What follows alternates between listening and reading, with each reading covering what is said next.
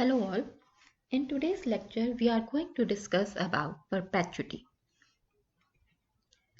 Now, whenever we talk about perpetuity, so that means the first thing that comes to our mind is that there must be a cash flow. So, in perpetuity, there will be either a cash outflow or cash inflow, which means cash outflow and cash inflow will be equal. If there is an outflow from my pocket, there must be an inflow with some other's pocket. For example, you have taken a loan from the bank, which means you are going to pay the EMIs. So it's an outflow from my pocket, so there will be an inflow in the bank's pocket. So whatever be the outflow, that will be the inflow. So in perpetuity, the main thing is your cash flow. Cash flow can be outflow or it can be inflow.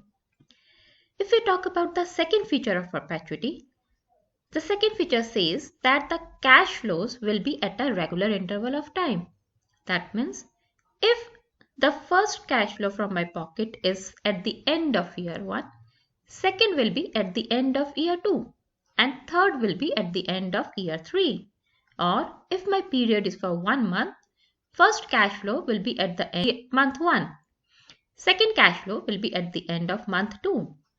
Third cash flow will be at the end of month 3, and in this way it will goes on and on.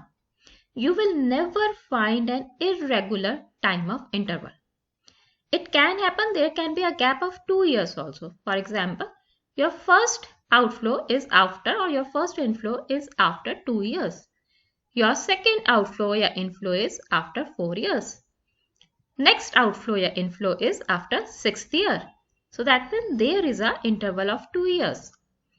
Interval can be of a month, it can be of a quarter, it can be half yearly, it can be annually, it can be for 2 years, it can be for 5 years. The main thing is that there should be a regular interval of time. That means between two cash flows, there will be the same time interval. There cannot be an irregular time interval. That means between first and second cash flow, if there is an interval of 5 years, so that means from second to third outflow or inflow, there will be an interval of 5 years only. Now let's see the third feature. Now the third feature and the most important feature is, over here time period is not known. That means either we are receiving cash or we are paying cash till the period of infinity.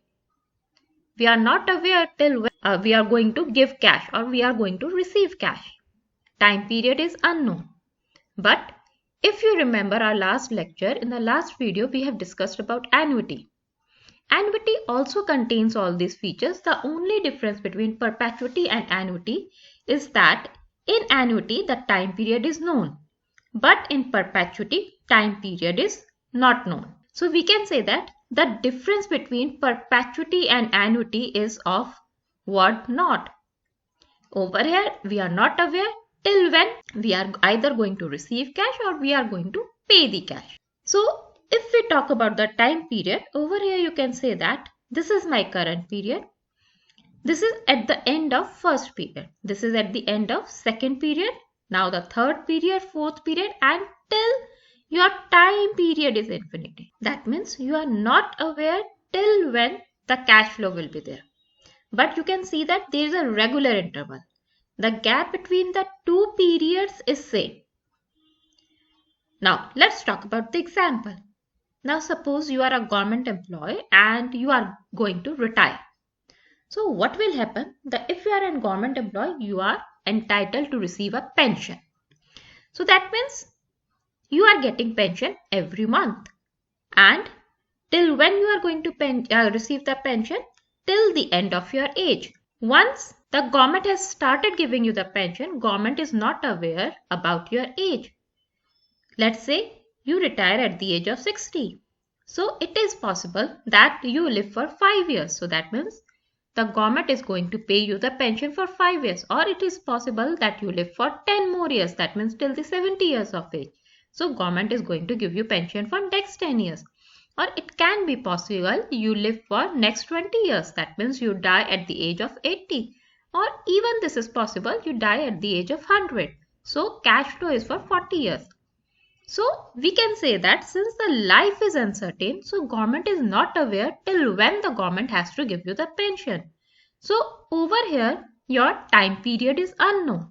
So government has to pay you the pension. Or let's take another example. Suppose you invest in some securities. Let's say we have different kinds of securities. We have equity shares, we have preferred shares, we have bonds. Now, if you invest in the shares, equity shares, so you purchase the equity shares, but company is going to pay you dividend every year. And since the life of the company is unknown, so company is going to pay you dividend till the life of the company. So we can say that over here the life is unknown. So the person is going to receive the dividend till infinity. Or if you have taken the preferred shares or bonds, but over here you have to remember, if preferred stock or bonds have a maturity period, then they will come under annuity. But if the bond or the preferred stock does not have any maturity period and you are going to receive interest till the life, then it will come under perpetuity. We have two kinds of perpetuity. One is constant perpetuity and one is growth perpetuity. Constant perpetuity says that suppose at the end of year 1 or at the end of period 1, suppose you are receiving 10 rupees. So at the end of year 2 also you will receive 10 rupees.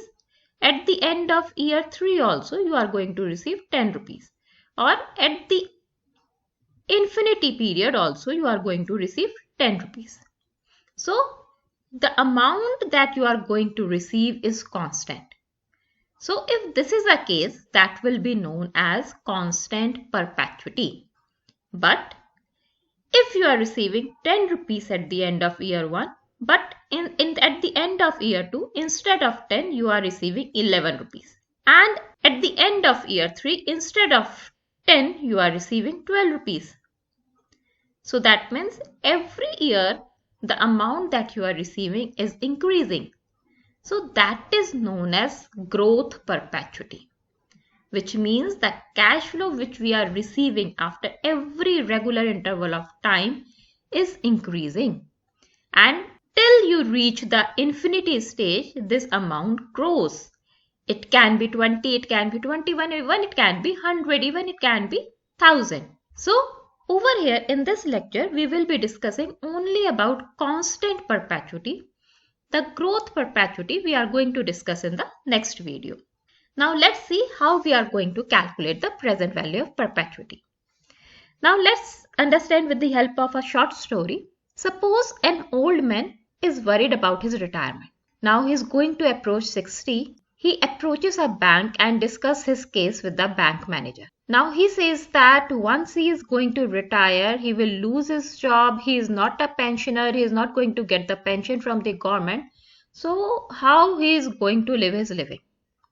So the bank manager suggests him that he should invest a certain amount of money with their bank, and then the bank is going to pay them a fixed amount after every regular interval till the old man is going to live.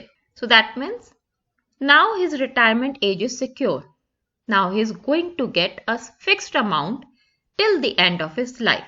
Now the old man is worried that how much amount he should invest in the bank so that he can secure his life. He will not be worried that how he is going to earn his living. Now it all depends that how much money he wants after every regular interval of time. Let's say he wants 1000 rupees every month. So the amount which he will be depositing is different. Now if he wants 2000 rupees every 1 month, then the amount which he is going to deposit in the bank in today's date will be different. So he's just worried that how much amount he should deposit. So let's solve his problem. Now let's say that after every regular interval of time, he is going to get the amount and we name it as A. So first of all, what we have to do, we have to convert all the future payment, that whatever future payment he is going to receive, in the present value. Because whenever we are comparing, we cannot compare two different time value. First of all, we have to convert all the different time values at the one time value. So what we are going to do, whatever the future payments that old man is going to receive at the end of period 1, at the end of period 2, at the end of period 3, and so on till the infinity, we are going to convert it to the present value. That means in today's state.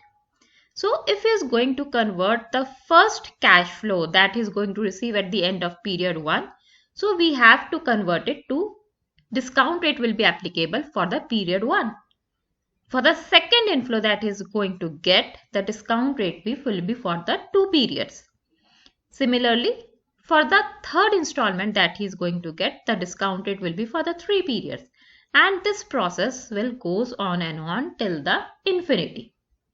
Now what we have to do, first of all, we have to convert each and every cash flow, that means the future value, to the present value. Now let's see how we are going to convert it. So if we are going to convert the first future value into the present value, the formula will be future value divided by 1 plus r raised to power n. Over here the n will be 1 period because we are getting the value after at the end of period 1. For the second period, at the end of second period, whatever amount we are going to get, if we are going to convert it into present value, it will be future value divided by 1 plus r raised to power 2.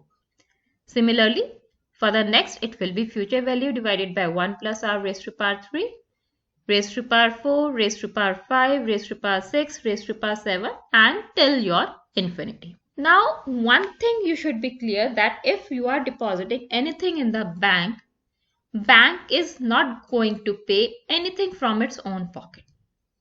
So whatever you are receiving is just from your own money. So whenever we are going to calculate the present value, what we have to do, we have to sum up all the future cash outflow that we are going to receive.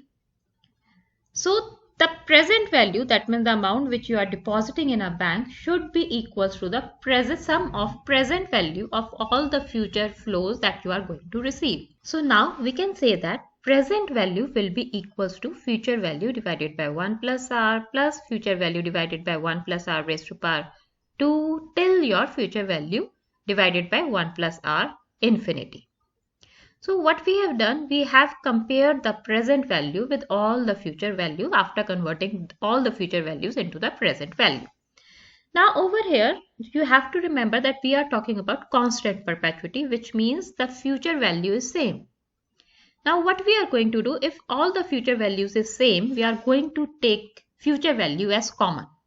So if I am going to take future value as common, so from the first term, we are left with 1 upon 1 plus r.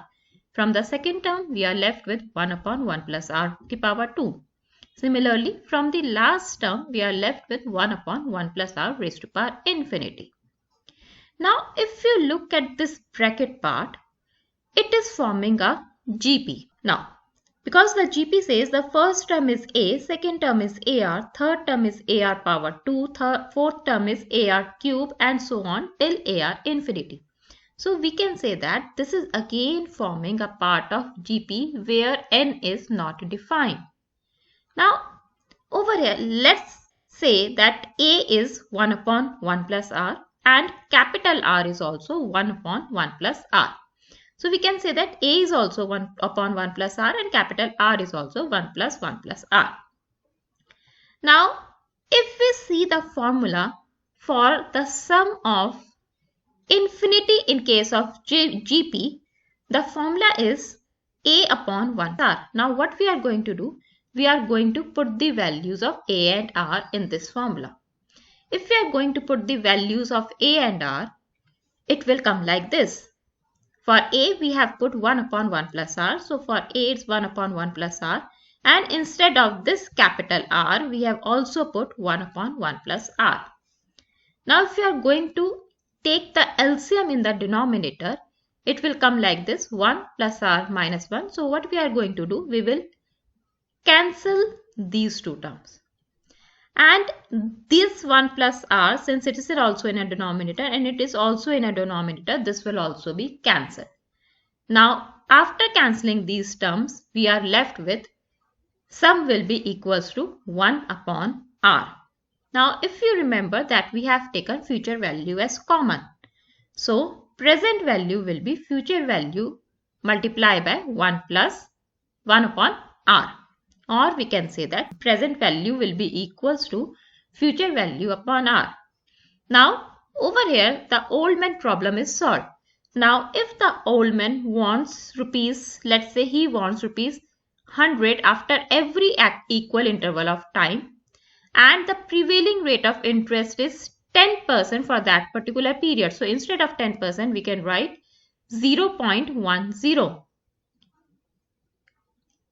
So, over here, your answer will be 1000.